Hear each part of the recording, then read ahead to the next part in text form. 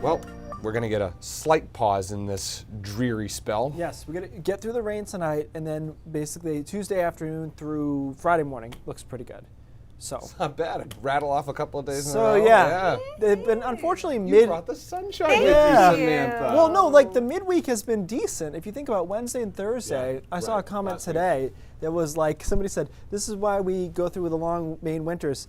And they're like, yeah, for the 2 days of summer we had midweek last week. Like, Right. we've been just hitting it kind of weird there, but we'll take what we can get. Here's the radar, heavy rain going on in Vermont. I was talking about some really heavy flooding that's been going on in central Vermont and the Northeast Kingdom as well. That's all heading our way. I don't think we'll see quite the same amount of problems that they are, but there is some rain starting to pile up here in the Portland area. And remember, the key to this is this a huge amount of rain?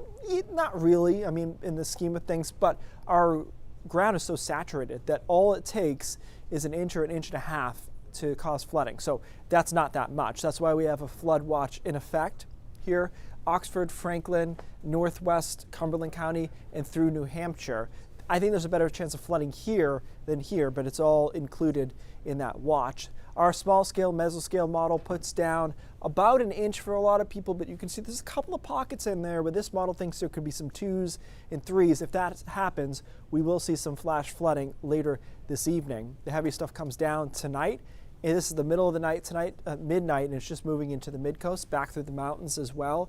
And then stretching into down East Maine by early tomorrow morning, but it's lighter. And we will start with clouds and showers tomorrow morning, but I think we're able to clear out a bit by tomorrow afternoon. I'm not sure I buy this wholesale clearing that happens so quickly on this model. Tends to have a bias for that. But some clearing I think is likely by the afternoon, and we pop into the low 80s. And then we're off and running for Wednesday, which looks quite nice. In fact, we could make a run at 90 along the coast. If we get it, it'd be the first one of the year in Portland, actually. We've gotten to 89 back in May when we thought the summer was going to be nice, but we haven't gotten there since. And so it's hot, humid, isolated thunderstorm, most of us dry though through Wednesday, and then Thursday we'll call it partly cloudy, and temperatures there are pretty mild as well.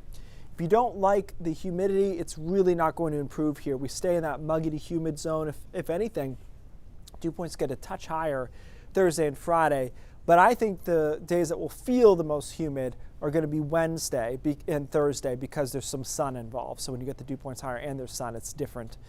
And then the weekend, let's take a look at it. Initially, it looked like it was going to be another gloomy, not great weekend. It looks a little better now. This front on Friday is going to come through, showers and thunderstorms. The quicker we can get this thing out of here, the better. And it's moved a little faster in the latest models, which would give us a decent day on Saturday, just a couple pop-up showers and storms. And then the first half of Sunday looks good, and then we'll do the Sunday night rain thing it's like Sunday night football, except not fun, that we've been doing.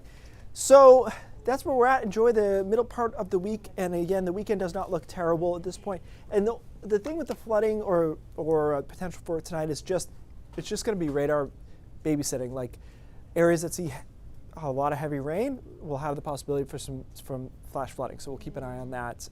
Again, everybody is just queued up because it's just so saturated. I mean, go outside, push on the ground. There's just not much room for it to.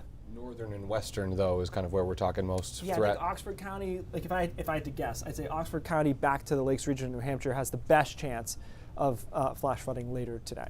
Okay, all right. Thanks, Keith.